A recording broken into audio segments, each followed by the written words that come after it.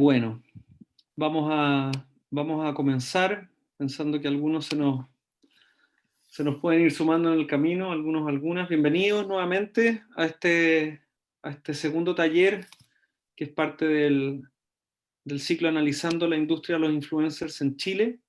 Hoy día contamos con Cristian Munita, profesor del Diplomado en Estrategia y Analítica Digital, que es el paraguas en el fondo que nos acoge aquí en la realización de estos talleres. En esta sesión, Cristian, quien es profesor del curso de Nuevas Técnicas de Investigación, específicamente de Text Mining, nos va a presentar un análisis y una metodología sobre la cual es posible analizar distintos aprendizajes y rendimientos en torno a la comunicación a través de influencers en un mercado que está cada vez más eh, propagado, ¿no? por este tipo de comunicación, ¿no? Como comentamos en el taller 1, que lo realicé yo hace algunas semanas, en ese taller yo les presenté más bien un análisis etnográfico de la experiencia de los creadores de contenido, o también llamados influenciadores, influencers en la industria chilena, ¿no? Y en esa presentación vimos distintas tensiones a las que ellos se enfrentan, cuáles son las formas y las prácticas a través de las cuales se crea valor desde las comunicaciones que estos actores desarrollan a través de distintas tecnologías digitales. Y en la sesión de hoy, que va a liderar Cristian, la idea es profundizar un poco desde el otro lado, desde el lado de cómo las marcas trabajan con estos influenciadores y de qué forma se pueden recoger una serie de aprendizajes a través de la implementación de metodologías que permitan evaluar un poco la efectividad de esta forma de comunicación, y la creación de valor finalmente que se logra a través de estas dinámicas de creación de contenido. Les voy a compartir, si es que a alguien le interesa, el link de la charla anterior, que ya está disponible en YouTube. Este fue el taller 1, que se llamó Una aproximación etnográfica a la cultura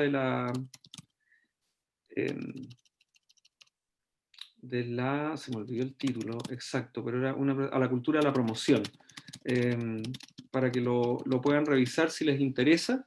También aprovecho a comentarles que luego de la presentación de Cristian pueden hacer preguntas o las pueden ir escribiendo vía chat, y después yo las voy a dar a conocer y vamos a tener una conversación en torno al trabajo que va a presentar Cristian, que está desarrollando junto a Criteria. De hecho, Cristian es director de Analytics de Criteria Research. Así que nada, bienvenidos, bienvenidas, gracias por estar aquí. Cristian, podemos partir. Súper. Gracias, Arturo. Gracias a todos por llegar. Gracias también a los que vienen llegando.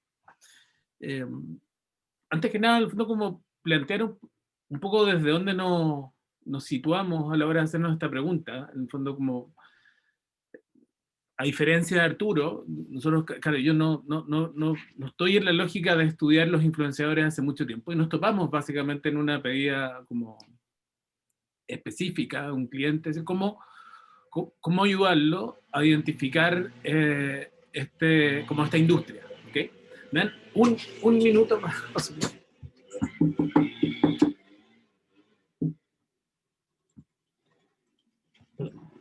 Eso, corta. No más. Gracias. Perdón, eso es lo que ya habíamos dejado programado para que no ocurriera. Bueno, y bueno, lo que les contaba es, llegamos de pronto a esta inquietud y que empezamos a ver que efectivamente nosotros ya observamos hace un rato que es una industria ya en sí misma, como decía, como contaba Arturo en la presentación anterior, y lo pueden ver en su video, una industria que mueve una cantidad brutal de millones de dólares en el mundo, y que viene con esta lógica de decir cómo casi escapamos de estos avisos, en el fondo como de esta publicidad explícita. Pasamos como de la publicidad al placement, y hoy día estamos en la lógica del contenido brandeado. Y tiene que ver algo con eso, en términos de cómo hacemos pasar de una manera más orgánica, con más bálsamo, si quisiéramos, en el fondo, como esta lógica de la promoción. Y desde ahí nos hicimos una serie de preguntas y denominamos esto como los influencers al desnudo, ¿cierto? Y ahí podemos ver el torso de nuestro amigo Pangal, y que de algún modo da cuenta también con la idea de cómo colocarle métrica a una industria que parece en el fondo como intuitivamente muy, como una estrategia muy atractiva, como una estrategia que pareciera ser como muy evidente, en términos de decir, ojo, ojo, obvio, me asocio con alguien que tiene 3 millones, 4 millones, 5 millones de seguidores, pido que haga algo con mi marca, comente algo, y con eso estamos. Y si bien puede que al principio haya ocurrido algo de eso, hoy día estamos frente a consumidores que son mucho más cautos, eh, que necesitan y que de algún modo miran probablemente todo este ecosistema marcario de los medios, los avisadores, la publicidad, como un ecosistema probablemente que está como en sospecha, ¿cierto? Que siempre como hay algo que nos quieren decir, pero es más importante probablemente lo que no nos dicen. Entonces, frente a eso, hay una serie de métricas que nosotros fuimos descubriendo en el análisis de los datos, que de algún modo estaban disponibles y que podían ayudar a hacer este ejercicio mucho más eficiente en términos de entender cuáles son esas métricas, ¿ok?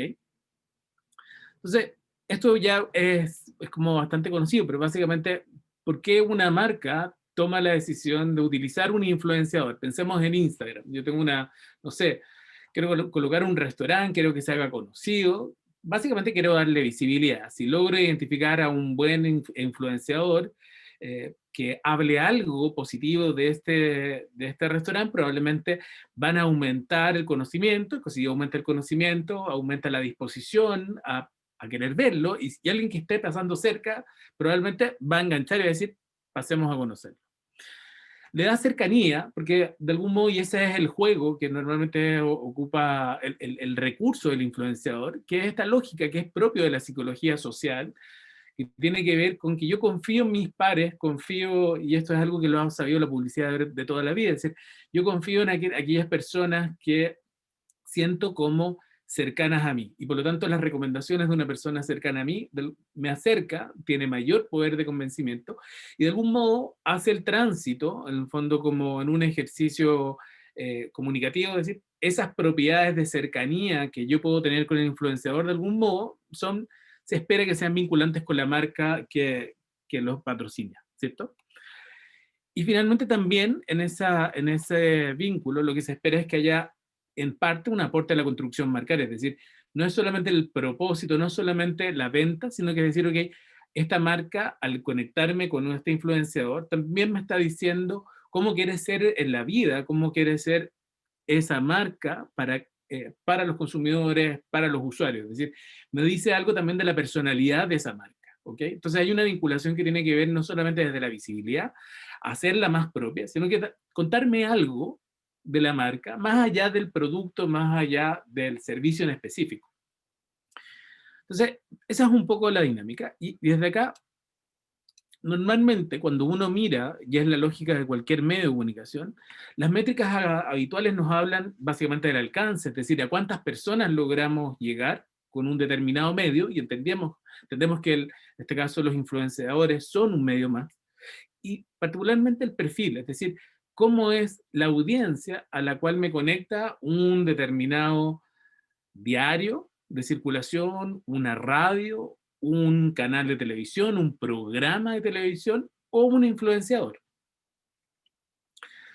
Pero no hemos dado cuenta, y ahí está la belleza de la datificación, como diría Arturo, ¿cierto? De que tenemos mucha información disponible que nos permite sacar otras métricas. Por ejemplo, la cantidad de contenido brandeado, o la superposición de marcas, o la diferenciación, o las claves de engagement, es decir, qué hace que efectivamente un posteo logre tener más reacciones, más likes o menos, o con qué comunidades marcarias me conecto. Entonces, vayamos profundizando un poquito en cada una de estas preguntas. ¿Qué porcentaje de los posteos de un influenciador son brandeados? Y ahí vamos a hacer algunos ejercicios. Una pregunta que es bien simple, pero es decir, oye, pero supongamos que mi marca compite de algún modo con una serie de estímulos. Es decir, pensemos que hay un timeline de cosas que están corriendo y de pronto hay un posteo de un influenciador que me parece muy interesante porque su estilo de vida me parece interesante, porque lo que él dice, porque sus fotos me parecen interesantes, y aparece un sinnúmero de marcas. Probablemente ese mensaje ya compite con, o sea, ya las marcas en sí mismas compiten con el mensaje, compiten con el emisario, que es el influenciador. Entonces colocar muchas marcas y decir, bueno, será malo? ¿Le estaremos pagando entre todos? ¿Estamos siendo eficientes? O luego, en la superposición de marcas, claro, los posteos brandeados son exclusivos, se comparten entre diferentes marcas. La diferenciación, ¿los posteos brandeados son distinguibles respecto a los posteos no brandeados? Es decir, ¿hay alguien que pudiera establecer alguna diferencia entre los posteos, por ejemplo, que coloca Pangal cuando habla de los cerros y la naturaleza, versus cuando Pangal habla, por ejemplo, sobre una marca en específico que lo sponsorea? ¿Qué elementos pueden ayudar a aumentar el engagement de un posteo?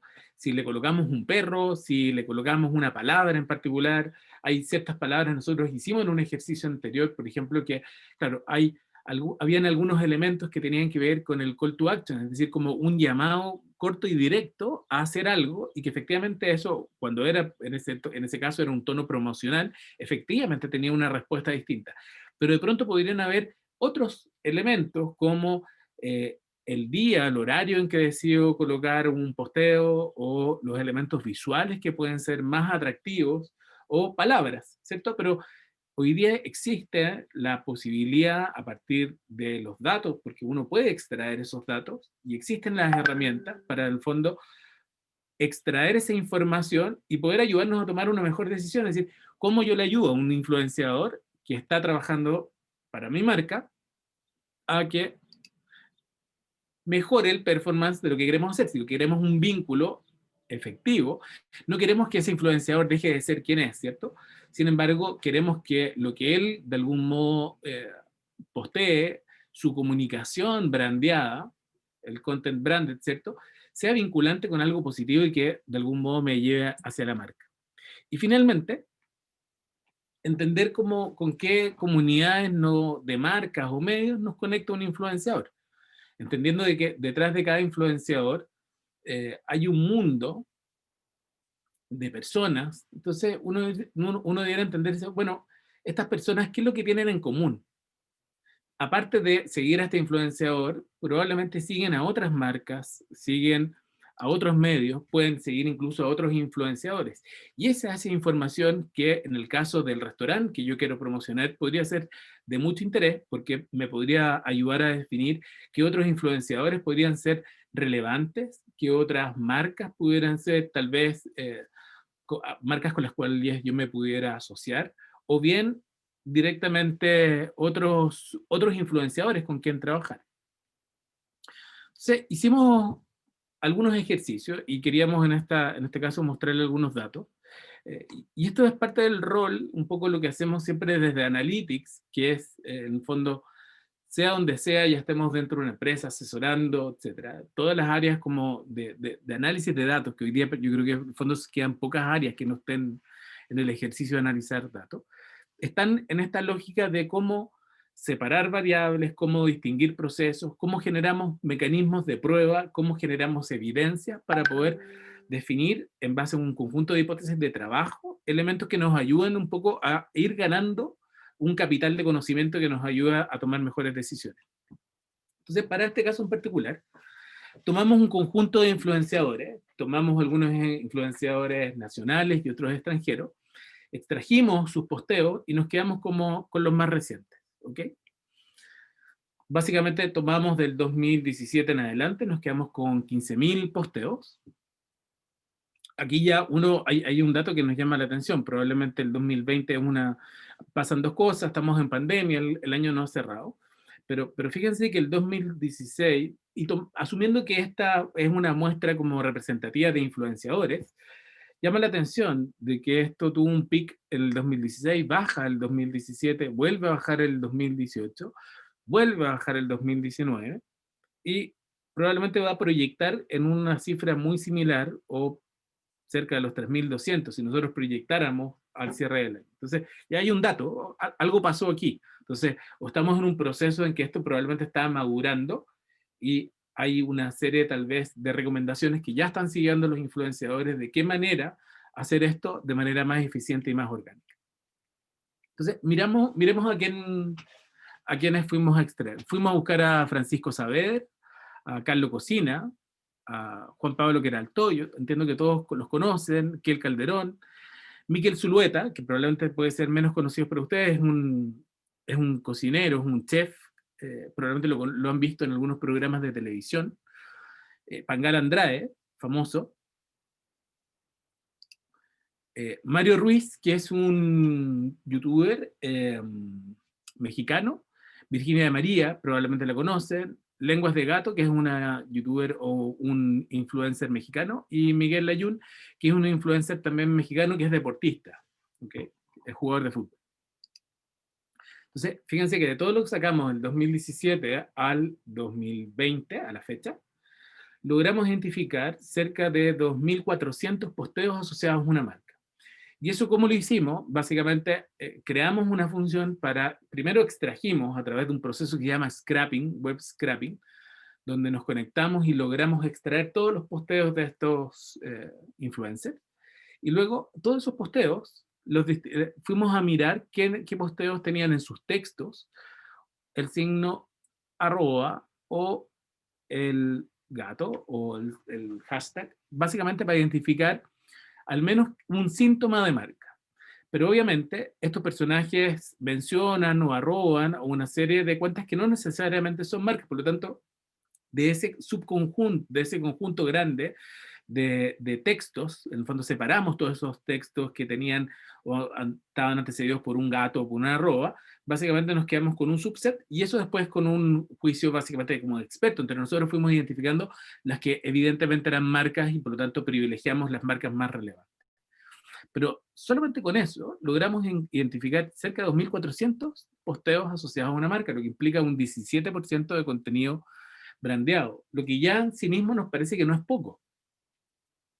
Pensando que además, claro, no quisimos ser súper rigurosos de tal manera de que probablemente marcas con poca presencia, menos conocidas, probablemente no están de este 17%. Por lo tanto, hablamos de al menos un 17%. Y miremos que las diferencias que hay entre los distintos influenciadores que consideramos acá son brutales. Fíjense, seguimos manteniendo acá a mano izquierda la cantidad de posteos que encontramos por cada uno de estos influenciadores, y a mano derecha fuimos a ver del total de sus posteos, cuántos de ellos podíamos considerar que eran como brandeados, contenido brandeado. ¿Ok? Claro, en el caso de Francisco Saavedra, un 6%, parece bien. Carlos Cocina, un 10%. Juan Pablo Queraltó, un 9%. Y Kel Calderón, y aquí hay como un trío notable, Kel Calderón con un 46%, Miquel Zulueta, un 30%, y Pangal Andrade, campeón del influencer, un 56%. Virginia María también un no despreciable 14%. Entonces, acá hay un dato que ya nos llama la atención. Es decir, miren la diferencia de posteos que hay entre un influenciador que puede tener un 6% de contenido brandeado versus alguien que tiene un 56%. Entonces ahí la pregunta es como, bueno, ¿cómo de cara a la audiencia, quienes son los seguidores en fondo de cada uno de estos influenciadores, viven o se toman esto de que uno de cada dos posteos de Pangal Andrade viene con un hashtag de una marca o una arroba, una marca, una mención, una cuenta, ¿cierto? Da la impresión, vamos a ver más adelante, de que no logra impactar su nivel de engagement, pero al menos es un buen dato. Y si yo fuese una marca, tal vez yo quisiera tal vez administrar esto, y tanto más saber, bueno, si Pangal está desatado por la vía promocionando cosas, quisiera saber si está trabajando para mí, está trabajando para la competencia, o de qué manera se administra eso. Fíjense, y fuimos a mirar, en el caso, acá es solamente un ejemplo, en el caso de Pangal y en el caso de Kel Calderón, del total de sus posteos brandeados, acuérdense que era un 56% para el caso de Pangal, de esos posteos, el 25% postean 2 marcas o más en el mismo post. Es decir, cada vez que él postea, colocaba, no sé, Samsung, Nike, Adidas, etc. Y en el caso de que el Calderón era un 14%. Que ya algo nos podría decir, bueno, ¿y esto es bueno o es malo? Uno podría suponer, es decir, si yo le estoy pagando a un influenciador, claro, no sé si tiene sentido que esté con otra marca, a menos que esa otra marca de algún modo me vincule con un territorio común, y puede que pudiese ser que si son dos marcas no competitivas, pero que están en el mundo de la tecnología, tal vez eso haga sinergia y haga mucho más atractivo el post. Pero si mezclamos, no sé, detergentes con una línea aérea, probablemente no va a cuadrar y algo no nos va a hacer sentido. A diferencia, por ejemplo, aquí miramos el caso de Francisco Saavedra, que tiene 3,2 millones de followers. Miramos con 4.400 posteos, 6% de los posteos frandeados, y de esos solo un 13% menciona 2 marcas o más. Entonces, ahí uno puede entender de que probablemente hay una métrica tal vez más cuidada en términos de, efectivamente, que en este caso Francisco Saavedra parece que no anda desatado en sus posteos brandeando todo, sino que lo hace con cierta delicadeza, solamente un 6%, y cuando lo hace, de algún modo, privilegia la exclusividad respecto a las marcas. Es decir, en el 87% de los casos es solamente una marca la que aparece. Lo que obviamente en términos atencionales ayuda a que sea esa marca la que de algún modo se conecte con ese contenido que está promocionando, con esa historia que está contando Francisco Saavedra. Luego hicimos el ejercicio de medir el engagement. Y acá, nuevamente, como en todo proceso de investigación, el mundo no es perfecto, entonces uno tiene que tomar una serie de proxies. ¿Y qué es un proxy? Básicamente es un arreglo que de algún modo me acerca a una variable. Lo diríamos de otra manera en un curso de metodología de investigación. Yo tengo 2 tipos de variables, ¿cierto? O definiciones, perdón. Definición conceptual y una definición operacional. Yo entiendo el engagement como básicamente cuán involucrado está la persona respecto al posteo que está haciendo un influenciador. ¿Y cuáles son los proxies que tengo para poder ver eso? Básicamente, es decir, porque no puedo, obviamente no puedo conectarme con el nivel de compromiso emocional que tiene una persona en el momento de ver un post, pero sí puedo ver una métrica que es la cantidad de likes o la cantidad de comentarios que hacen frente a un posteo. Y puedo entender de que eso efectivamente es una muy buena señal o es un muy buen síntoma del nivel de engagement o el nivel de compromiso emocional que tiene esa audiencia respecto a un determinado posteo. Entonces, fíjense, fuimos a obtener el engagement para todos estos seguidores, para todos estos influenciadores, perdón. Y acá lo hicimos con una métrica bien simple. Uno puede sofisticar más o menos esto, pero nos permitía tener a todos como medidos en una misma lógica.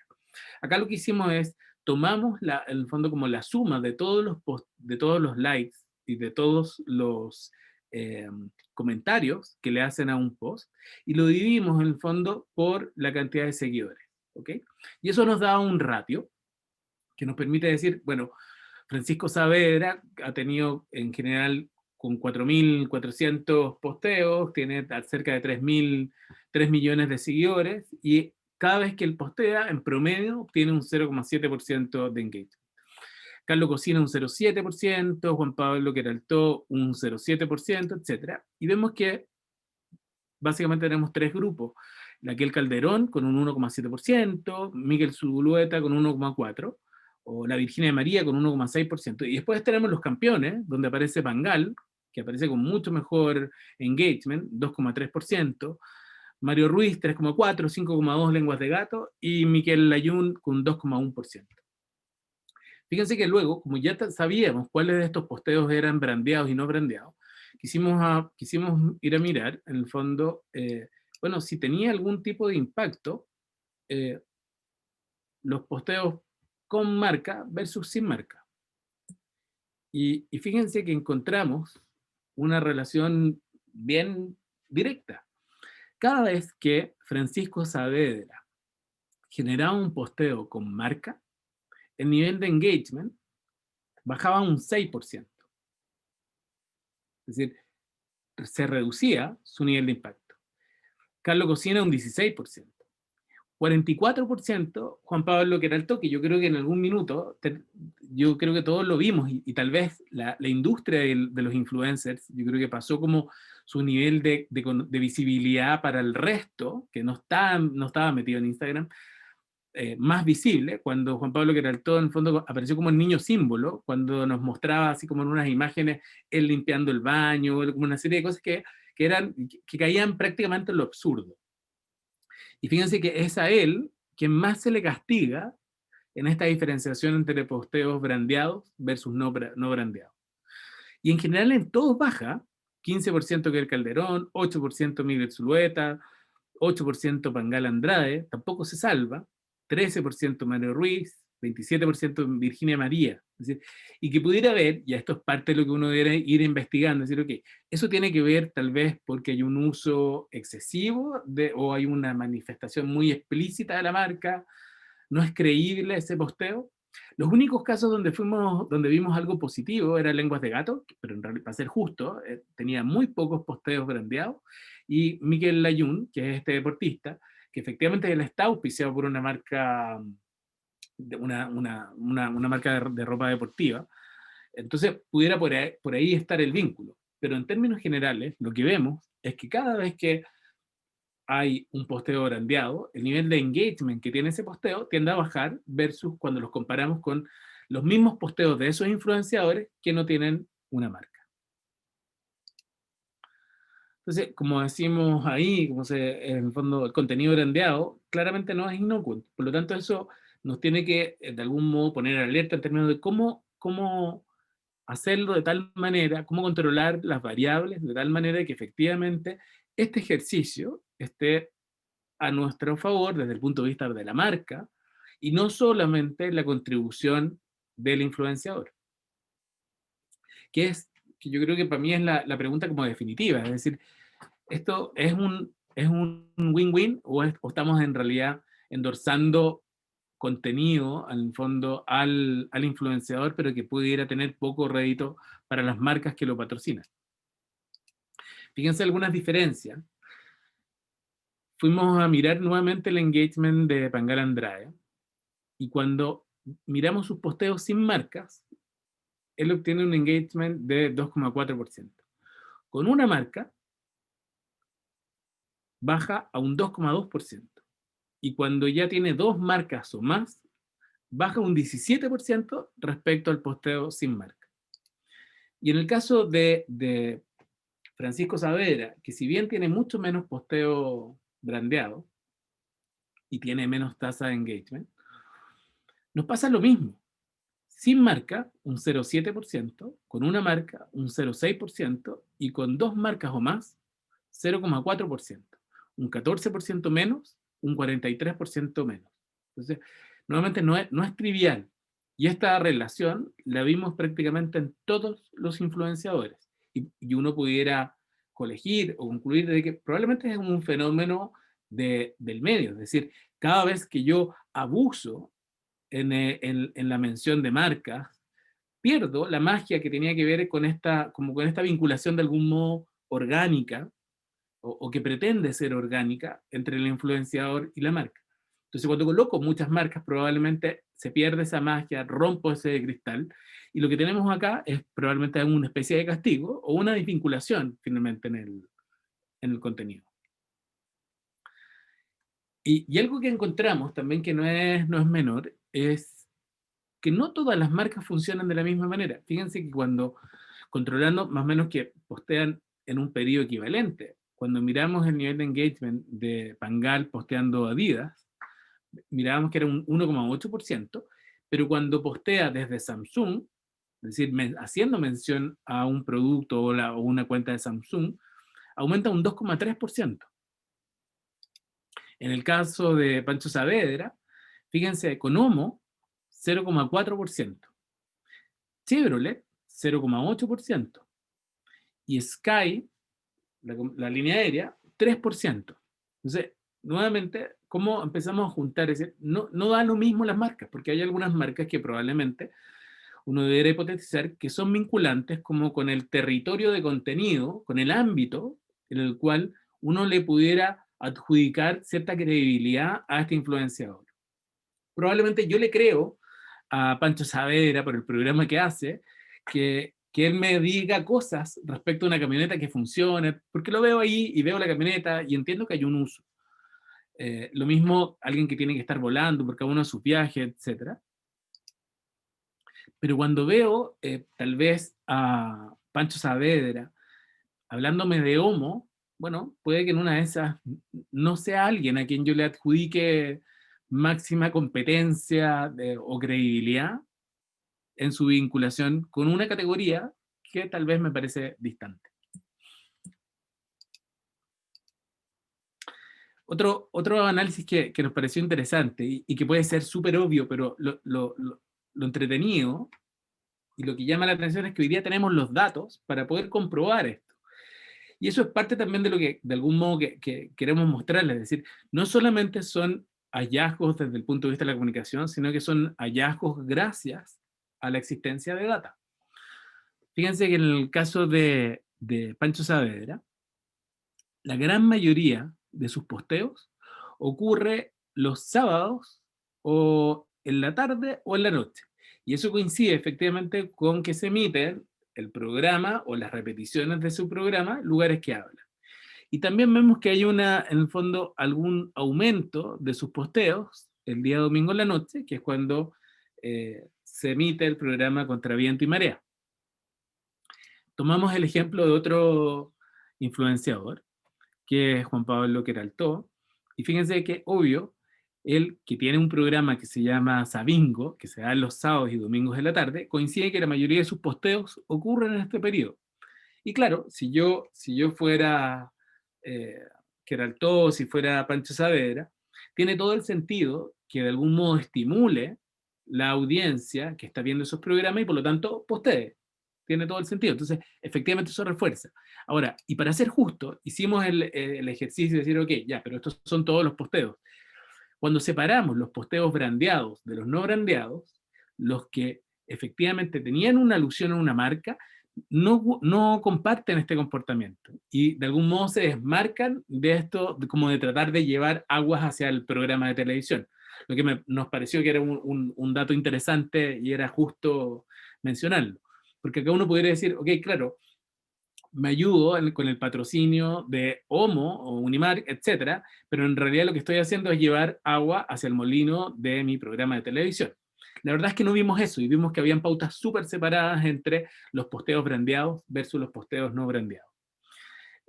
Y cuando de hecho miramos el engagement, que también es un dato interesante, es decir, como el nivel de involucramiento de los sujetos que ya hacían ya sea likes o hacían comentarios, se ve que siguen exactamente este mismo patrón. Es decir, hay más engagement cuando ellos postean en estos horarios, en el fondo, que coinciden en la emisión de sus programas de televisión. Y de algún modo refuerza esta tendencia del consumo en terceras pantallas, es decir, este consumo concurrente que ocurre en paralelo, en el fondo con la televisión abierta en este caso, y hay un segundo programa, que es lo que está ocurriendo en redes sociales en relación a ese programa de televisión. Fíjense que, y vamos a ir cerrando con esto, luego tomamos otro influenciador, y acá agregamos algo de sofisticación al proceso. Sacamos todas las imágenes, alrededor de 1.600, 1.700 imágenes, de los posteos 2017 al 2020 de la Conia Churra.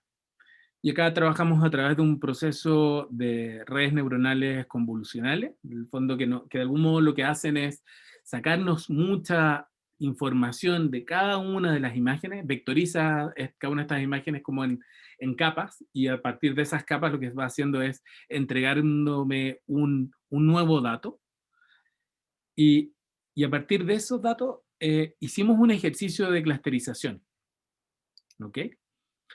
Y fíjense lo que encontramos. Entonces, primero encontramos un clúster, que eran como los platos de comida de Konya Churra, que agrupaba el 23% de sus imágenes, lograba el 0,7% de engagement, y dentro de él un 17% era brandeado. Otro, que es más chiquitito, que eran como el 5%, donde eran como avisos como que ella de algún modo reenvía, donde hay un menor engagement, 0,6%, y no había ningún posteo brandeado, como publicaciones varias. Había otro segmento que era un 6% de peso, es decir, del total de sus imágenes, de sus publicaciones con imágenes, esta representa el 6%, logra altos niveles de engagement, 0,8%, pero el branding asociado a este grupo era muy bajo. Aquí son todas sus fotos que tenían que ver con los perritos. Y un hallazgo que también encontramos en otro ejercicio es que efectivamente, claro, la inclusión de los animales logra activar esta respuesta como de generar comentarios o hacer likes. Lo vimos también cuando analizamos la cuenta de Pangal Andrade. Es decir, cada vez que estaba Pangal Andrade con su perro, efectivamente despertaba una cantidad de likes que era menor. Imagínense cuando estaba Pangal a torso desnudo y su perro al lado. O sea, eso podía ser perfecto.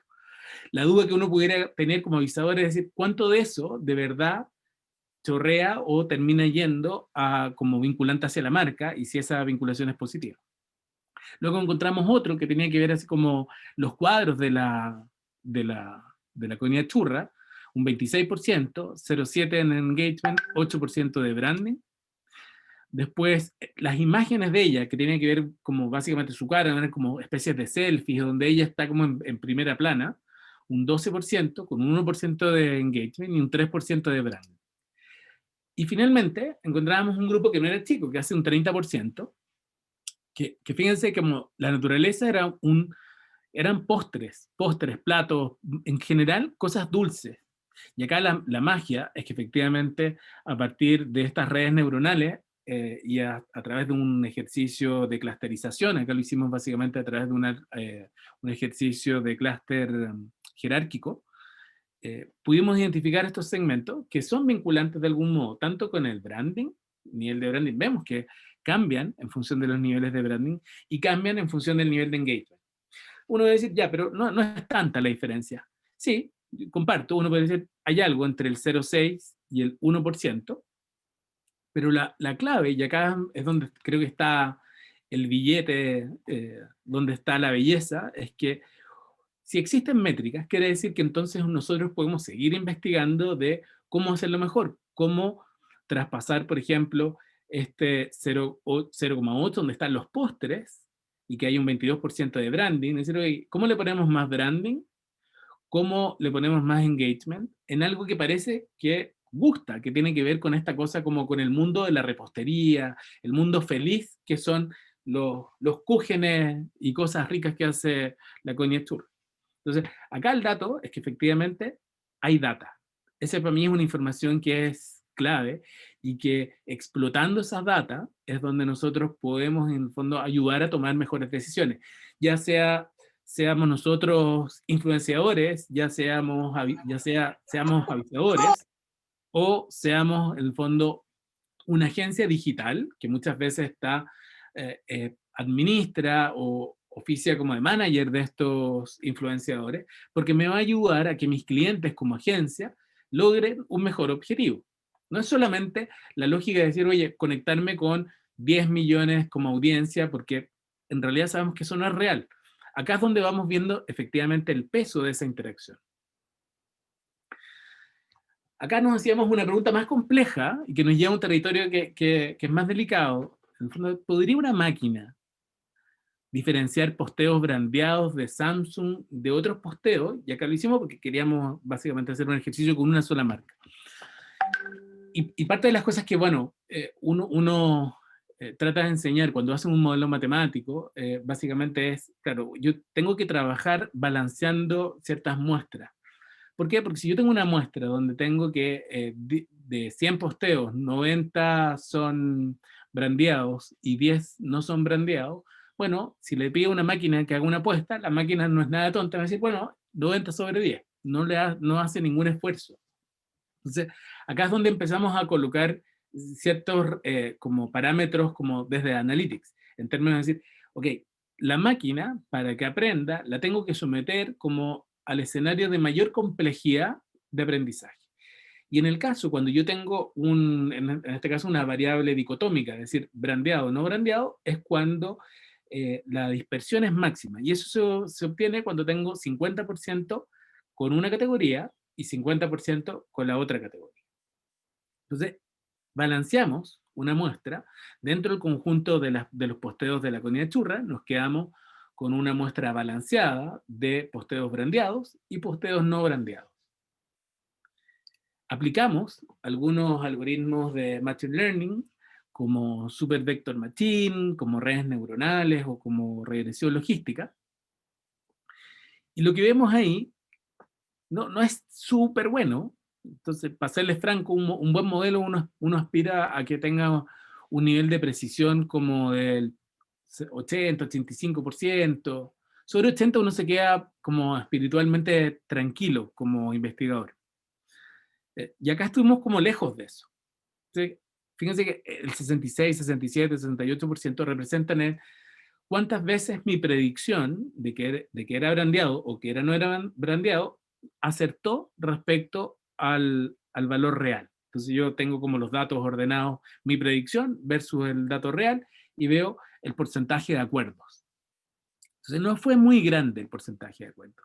Y acá la reflexión, que me parece que es súper pertinente, es decir, si a una máquina con la descomposición vectorial de las imágenes más de 4.000 variables le costó diferenciar, probablemente para un humano sería indistinguible. Entonces, acá nos vamos a un concepto que no es menor. Efectivamente, si yo quiero, en el fondo, que mi marca sea algo de lo cual un influenciador coloque arriba de la mesa y de algún modo se conecte desde el punto de vista del contenido brandeado, yo espero que haya una ligazón, ¿cierto?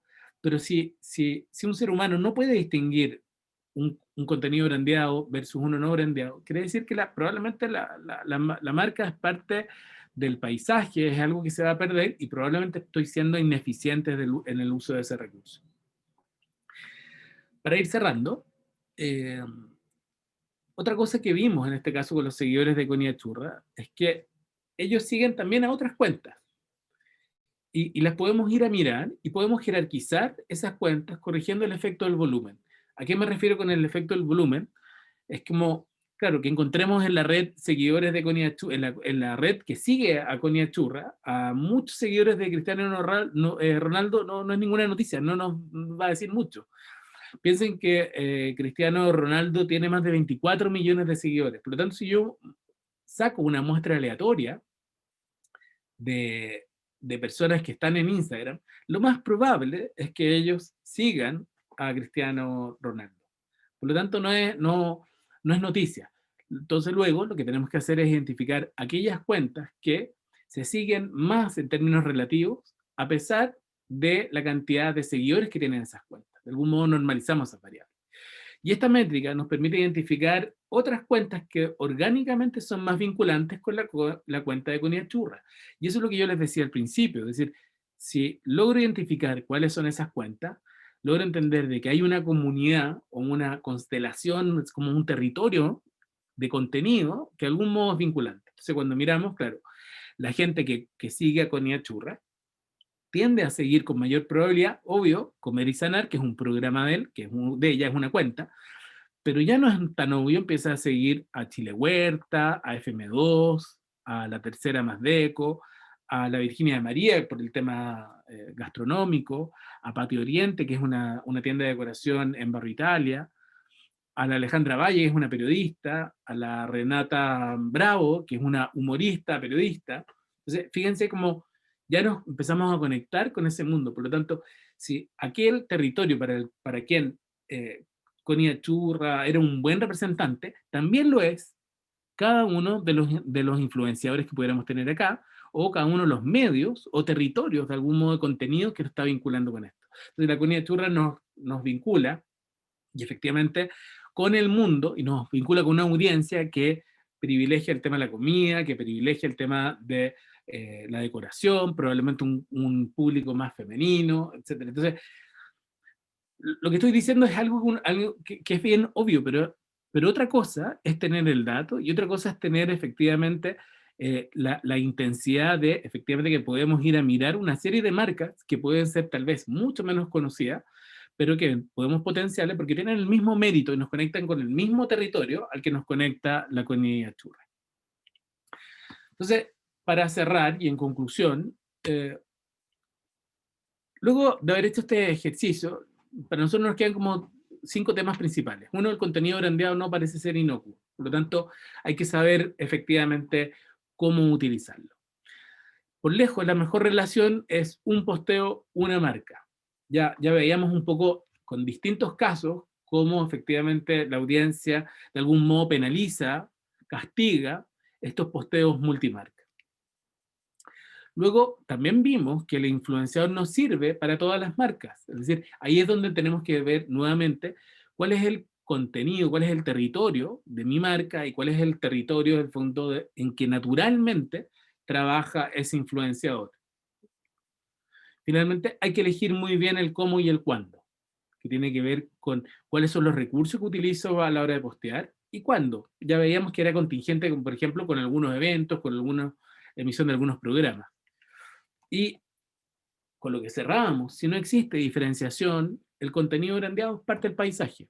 Y ahí es donde uno podría evaluarse como estrategia, decir, bueno, toda mi estrategia digital que está pensada desde la lógica de los influenciadores, ¿cuánto es lo que de verdad me está aportando en términos de visibilidad o la creación de marca?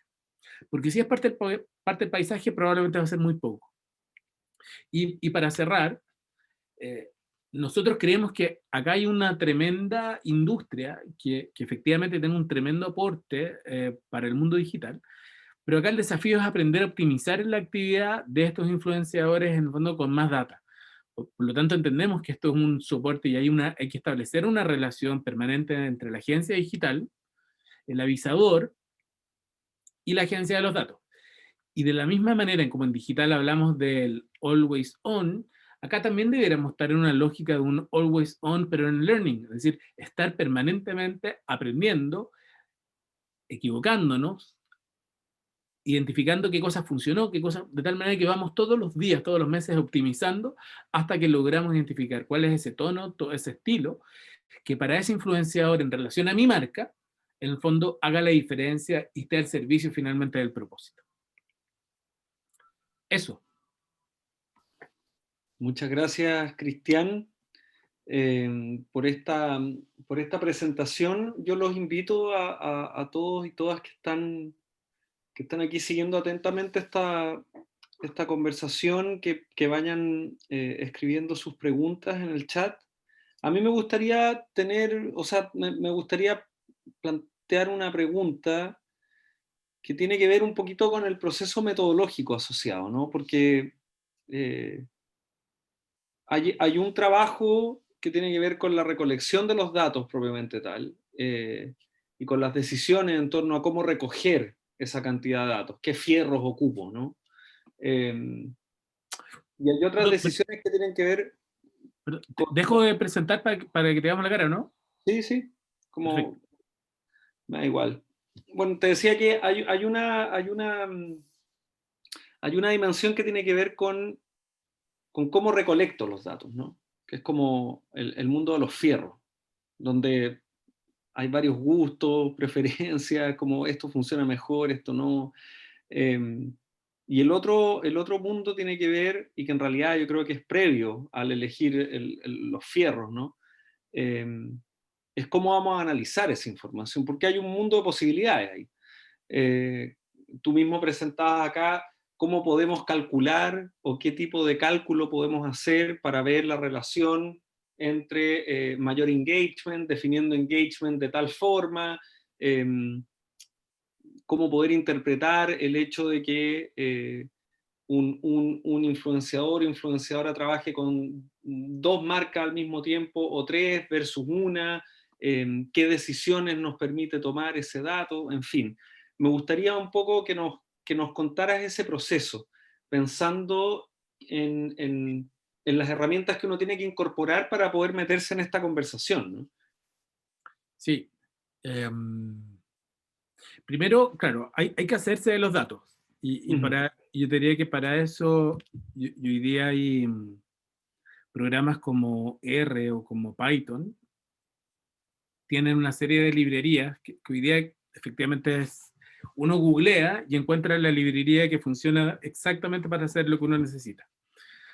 No quiero simplificarlo al máximo diciendo que eso es todo, pero efectivamente hoy día existen herramientas para hacer análisis tanto de texto como análisis de imágenes. ujú, Hoy día es muy fácil. O sea, yo creo que hoy día, de hecho, nosotros hicimos esto, yo diría hace una semana, decidimos en el fondo quiénes iban a ser los influenciadores. A través de estas librerías de Python extrajimos esos posteos. Luego nos conectamos en el fondo. Son varios pasos metodológicos que hay que ir haciendo, y que de algún modo son relevantes de tenerlo súper claro. Uno es elegir a los influenciadores, extraer los posteos a través de algún sistema de web scraping, que es el que finalmente nosotros desarrollamos a través de Python. Luego, yo tengo que extraer a los seguidores de estos influenciadores para ver qué otras cuentas siguen. Y ese proceso también se hace a través de web scraping. Y acá es donde probablemente estamos en una zona que es más compleja. Probablemente puede que haya un informático por ahí que nos diga que en realidad es mucho más simple, pero eh, pensemos que Instagram, si bien hay data abierta, no está pensada, no fue diseñada para que nosotros vayamos y saquemos los datos, ¿cierto? ujú, Por lo tanto, de algún modo tenemos que arreglarnos de alguna manera. Y eso implica que yo tuve que ocupar mi cuenta, tuve que crear otra cuenta, porque rápidamente, en el fondo, Instagram nos dice, oye, hay alguien aquí que está sacando datos, en el fondo, de manera masiva. No hay conflicto con sacarlo. Lo que está haciendo, en este caso, Instagram, Facebook, es decir, oye, yo no diseñé esta herramienta para que la sacaran de esta manera. Por lo tanto, eso implica que nosotros tenemos que hacer una serie de cosas que es como sacar cuentas cada 5 minutos, y ahí es bien interesante, porque uno como que trata de emular en el código un ser humano que está buscando, que hace pausa, después de que me trae 1500 posteos, va a almorzar, espera 45 minutos, luego hace pausas cada cierto tiempo, hasta que extrajimos toda la información. Y una vez que tenemos toda esa información, viene el proceso de ordenar los datos. Una de las cosas que siempre comentamos es que, a diferencia, por ejemplo, cuando uno hace una encuesta, en que uno tiene con cierta claridad ya el dispositivo en términos de decir, oye, yo voy a hacer unas preguntas y alguien va a responder, y por lo tanto el conocimiento está en esa respuesta, independiente de que sea valioso o no. Eh, Cuando uno trabaja en redes sociales, ya sea analizando texto, imagen o lo que fuese, uno tiene que pensar que estamos extrayendo un dato que no fue, en el fondo, no fue generado para que se analice. El poder analizarlo es una externalidad positiva de ese dato. Y por lo tanto tenemos que ver, y ahí es parte de lo que hace la minería de datos en general, cómo le extraemos valor a eso. ujú, Y ahí, en el fondo, están todas las herramientas. Alguien preguntaba ahí qué herramienta ocupamos. ujú, Acá, todo lo que ocupamos son herramientas como gratuitas, del Orange, Python, R, que están disponibles para todos. Hay que saber, en el fondo, cuál es el código, cuál es la librería, etcétera. Pero yo te diría, Arturo, que el primer paso es el diseño como conceptual, después hacerte los datos, y después viene la pega de verdad que es compleja, que es cómo plantearte un diseño, una arquitectura analítica que te ayude a resolver problemas. Que eso mm, para mí es como, yo diría que en general en todos los procesos que hacemos, es la parte fundamental. Porque podemos tener 100 millones de datos, pero si no tengo claro cómo los voy a extraer, cómo los voy a explotar, no me sirve de nada. Si no tengo mm, claro hacia dónde quiero ir, o cuáles son el conjunto de hipótesis que quiero ir a probar a partir de estos datos, tampoco me sirve de nada. Uno siempre parte en la exploración de datos. De hecho, en todos los módulos de Data Science, hay un primer módulo que es el EDA, el análisis exploratorio de datos, donde uno juega, mira, ¿cierto? Y a partir de eso, uno lo que establece una serie de hipótesis de trabajo y luego trata de verificar, es decir, ok, ya que identifique es cómo diseño un conjunto de procedimientos para poder probar estas hipótesis y cuáles son las evidencias que me van a confirmar si efectivamente las pude probar o no. Yo diría que esa es la etapa más compleja cuando uno trabaja con datos. Claro, que finalmente qué le queremos preguntar a los datos, porque recogerlo es sencillo, ¿no? Un poco lo que nos preguntan acá, estaba viendo las preguntas, hay varias ya las contestaste un poco. Recojo la que dice Roxana González, que tiene que ver con eh, cómo puedo elegir a los influencers que pueden acercarse a lo que yo busco. Que es una pregunta bien interesante porque es como el huevo o la gallina, ¿no? Cómo Sí, poder entrar en estos territorios, entender qué es lo que ocurre en ellos y desde allí tomar algún tipo de decisión, ya sea para sí o para no, y después explorar otros territorios. No sé cómo ha sido ese proceso, ¿no? En el caso de lo que presentaste ahora. o sea, esto nosotros lo presentamos básicamente como un ejercicio metodológico, en términos de poder mostrar estas herramientas de que se pueden hacer métricas diferentes al alcance, ¿cierto? Que es como la métrica más simple. Yo diría que la pregunta de Roxana es bien compleja y probablemente uno podría sospechar que las agencias tienen más claridad en términos, porque eso implica tener un análisis muy cualitativo de, como, de algún modo, cuál es la oferta de contenido o cuál es el territorio al que me conecta cada uno de los influenciadores. Es decir, Ujú. hay un tema que uno podría suponer o sospechar. Si yo voy a seguir a aquel Calderón, entiendo que es un personaje que me vincula con un modo de vida, con un estilo de vida, para lo cual ciertas marcas pueden ser más pertinentes que otras. Entonces, yo creo que al final esa es una decisión que tiene que ver con cuál es el perfil, el propósito que tiene esa marca y tener como un range grande de influenciadores que de algún modo, de algún modo se vinculen o no con ese propósito. Mientras espero que alguien que se animen aquí a plantear preguntas, voy a aprovechar, ¿no? Hay un tema que creo que es importante relevar y que tiene que ver con ciertas dimensiones éticas, ¿no? En la recolección y en el procesamiento de los datos. Estoy pensando, por ejemplo, en lo que tiene que ver con el mundo de seguidores, ¿no? Eh, qué decisiones se toman en torno al tratamiento de esos datos. Que siempre es como un tema que no que se da por sentado, ¿no? Como, eh, yo no sé ahí, Cristian, cuál es tu aproximación a esa dimensión más que tiene que ver un poco Sí. Eh, Pucha, para ser justo, en realidad, claro, con la dimensión ética, yo siento que nosotros estamos como en el lado positivo. Primero, un poco porque las herramientas nos obligan que así sea. O Ujú. sea, en primer lugar, nosotros no podemos extraer ninguna información que no sea de cuentas públicas. Por lo tanto, partimos, y ese es un supuesto que hay que defenderlo, que es que el perfil o el comportamiento de las personas que son públicas, es decir, que tienen su cuenta de Instagram, en este caso, abierto, es Mm. similar a al perfil y el comportamiento de la gente que tiene su cuenta cerrada. Entonces, en ese sentido, nosotros, particularmente para este ejercicio sentimos que no hay una limitante ética. Eh, Probablemente no más de la que pudiera identificar o lo que uno pudiera tener cualquier análisis que tiene que ver con los medios, en la medida en que de algún modo me conecta a tomar conciencia de cosas que probablemente la gente es menos consciente. Por ejemplo, que si yo analizo la red de seguidores de la Connie Churra, me doy cuenta de cuáles son los como elementos en común.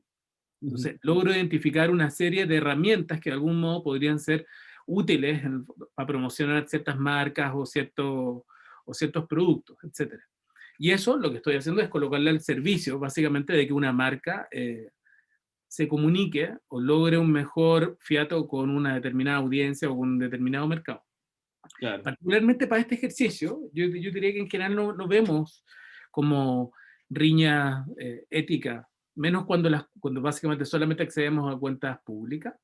Eh, Tal vez el único reparo es, en el fondo, es esta cosa de que nosotros estamos en el borde porque básicamente estamos extrayendo información que no fue generada para que fuese extraída. Sin embargo, y eso es lo que protege Instagram o Facebook, y lo que hacemos es como que él detecta que hay alguien, hay una cuenta de Cristian Munita Instagram que de algún modo está muy voraz sacando información, y eso a mí tiene sus mecanismos y me para y de algún modo me pone en suspensión la cuenta. Y por eso efectivamente de pronto tenemos que trabajar con 3, 4, 5, 6 cuentas para poder en el fondo extraer masivamente los datos y poder tener un dataset eh, atractivo suficiente para poder hacer los análisis. Oye, aquí tenemos dos preguntas, una de Carolina Lazo que dice, pregunta si analizaron solo celebrities, si pasa lo mismo con los microinfluenciadores, no sé qué distinción te ha tocado ver ahí en un análisis No, más general, ¿no? no lo hemos visto. Este ejercicio lo hicimos básicamente un poco para para esta ponencia, pero uno podría suponer que efectivamente en el microinfluenciador eh, la relación deberá ser probablemente de un mayor nivel de engagement, en términos de que el microinfluenciador de algún modo me conecta con audiencias o con nichos de audiencias mucho más específicas. Por lo tanto, uno pudiera pensar que ciertos parámetros como el impacto del branding o el impacto o en el engagement pudiera ser distinto a lo que observamos acá. Aún así, yo creo que los elementos como que la vinculación entre la marca o la categoría y el influenciador, en términos de compartir un territorio natural que sea creíble, me parece que es válido ya tú seas una celebrity o efectivamente seas un microinfluenciador. Aquí Alejandro pregunta, ¿quiénes programaron todo el scrapping, el text mining, qué tipo de experiencia tienen? Si son data scientists, informáticos, estadísticos. Ya, eso es súper interesante, porque hace probablemente 10 años esto debería haber sido solamente para el departamento de informática de una empresa. Para ser justo, o sea, probablemente quien más contribuyó en el análisis, en la creación de los scripts, del código en Python, es un sociólogo. Tenemos luego una informática, que es la que más nos ayuda, ponte tú, en el procesamiento de texto. Probablemente es la que más experiencia de mi equipo, es la que tiene el procesamiento de texto.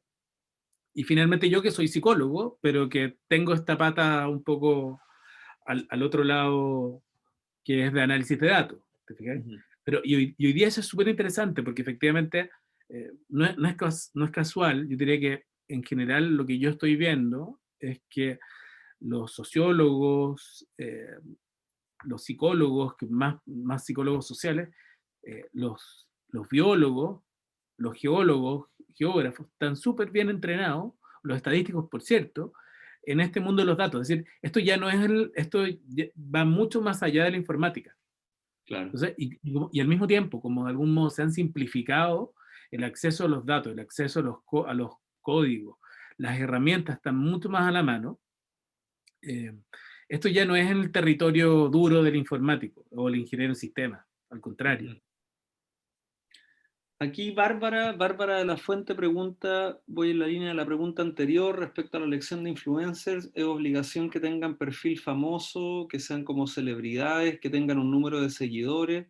¿Se puede crear un influencer a partir de cero, pocos seguidores o cuenta nueva? ¿O un tipo de influencer ciudadano? Yo ahí puedo animarme a alguna respuesta inicial, Bárbara. Al menos en lo que presenté en el taller anterior, me tocó situaciones donde agencias de marketing trabajaban directamente con gente que la proveían de contenido y la administraban en el fondo toda la infraestructura para poder convertirlos en influencers, ¿no? O recogían a alguien que estaba como recién partiendo y empezaban a hacer un trabajo en conjunto con el fin de, de convertirse en un influencer, ¿no? Y está súper interesante también esa pregunta en relación a si uno puede aplicar la categoría o la tipología de influencer a Claro, distintos mundos, ¿no?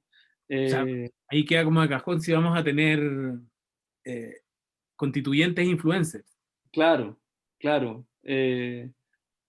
Claro, uno podría pensar que sí, en el fondo tiene que ver con el tipo de territorio en el que uno quiera estar o en el que uno quiera como sumergirse, ¿no? Si uno ve, por ejemplo, las conversaciones sobre política en distintas plataformas, probablemente se va a encontrar con gente que acapara atención, que se convierte en transmisores y en creadores de contenidos que generan conversaciones y que van de alguna forma movilizando un poco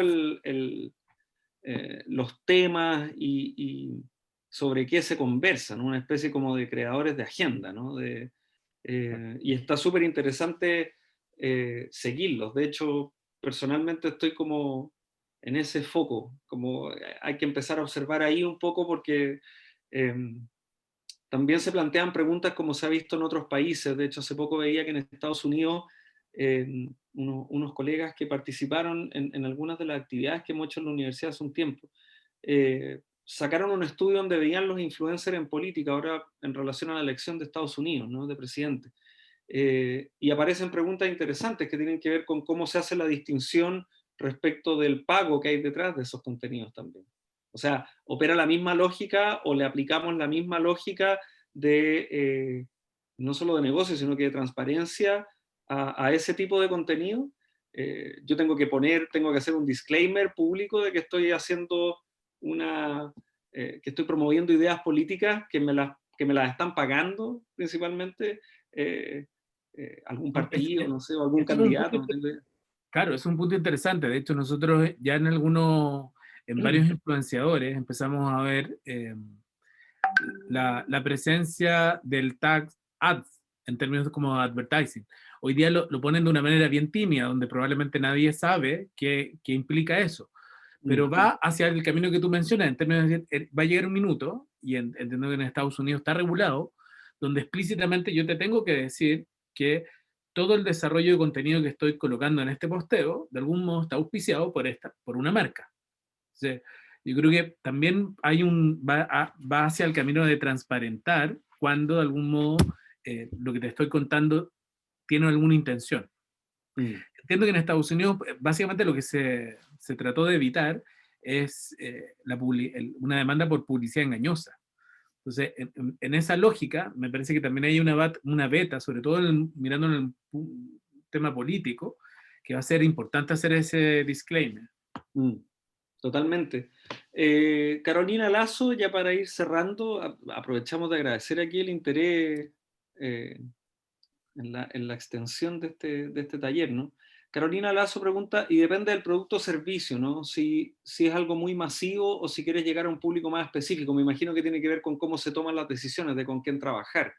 Eh, que claro, tiene todo el sentido, ¿no?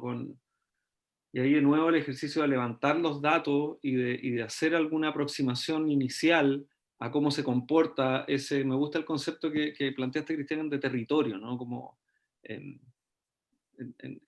respecto del tema y del grupo que se congrega en torno a esa temática, ¿no? Aquí Carmen Sánchez también pregunta, los microinfluencers tuvieron una gran oportunidad en pandemia, muchas y muchos lo aprovecharon para potenciar sus perfiles con buen contenido y pareciera que ya a 10 meses eso ha llegado a un punto de equilibrio. ¿Creen que eso se mantenga en los microinfluencers o decaiga como las vistas en lives de Instagram en pandemia, que al principio se disparó pero ya se ha detenido? Siempre es difícil hacer como proyecciones aquí porque es tan dinámico, ¿no? El comportamiento de de las audiencias, de los mismos creadores de contenido, ¿no? De hecho, esta como fiebre que hubo de moverse de una plataforma a otra, de moverse de Instagram a TikTok, tratar de construir una audiencia o de movilizar a quienes ya tú congregaste en Instagram a esa plataforma, es difícil proyectar un poco cómo se va moviendo el asunto porque es demasiado dinámico, ¿no? Y además es muy atomizado.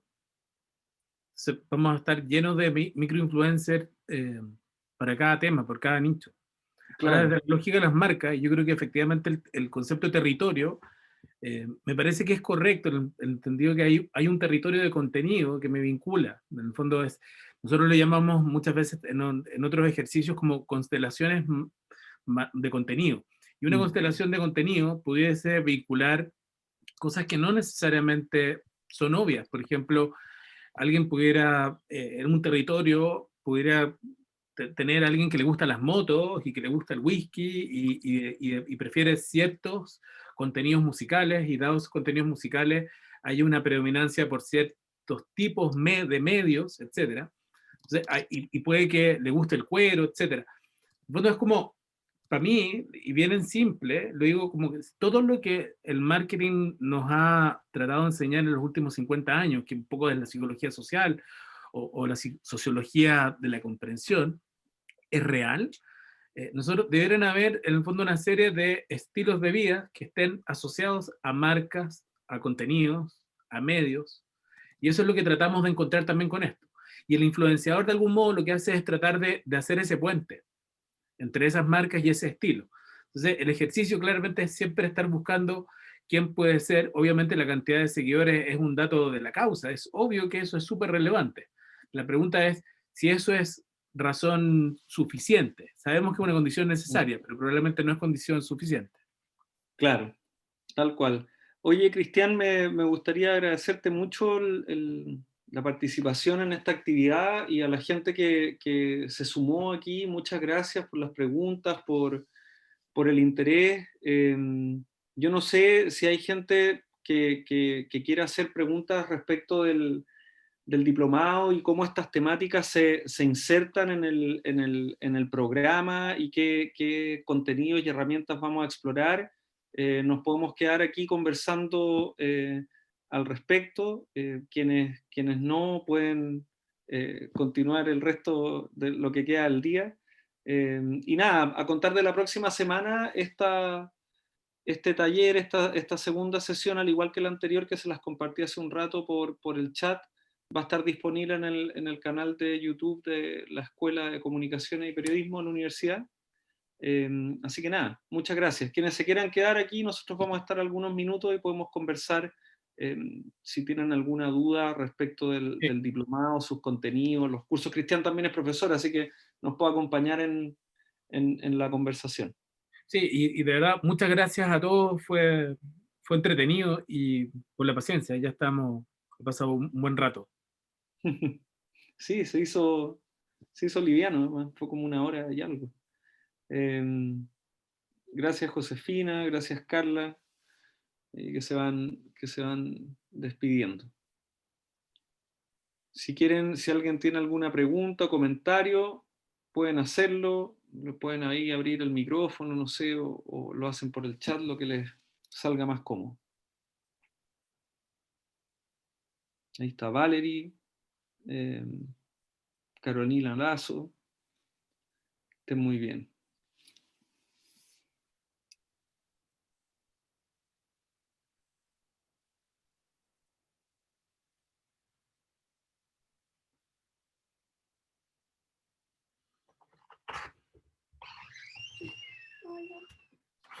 Hola.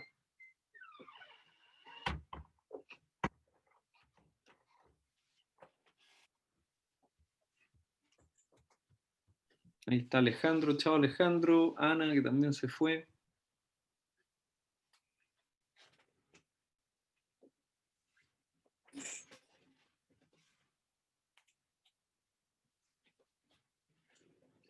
Está quedando en la oscuridad. Sí, pues ya empieza a bajar la luz. Veo que quedan algunos conectados. No sé si quieren hacer alguna pregunta, algún comentario. Estefanía, Carmen, Bárbara, María José. Está Matías también. Gracias por venir, Matías.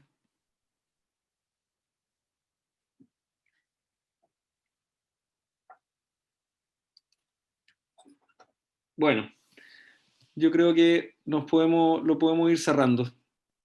Que estén muy bien. Gracias por todo.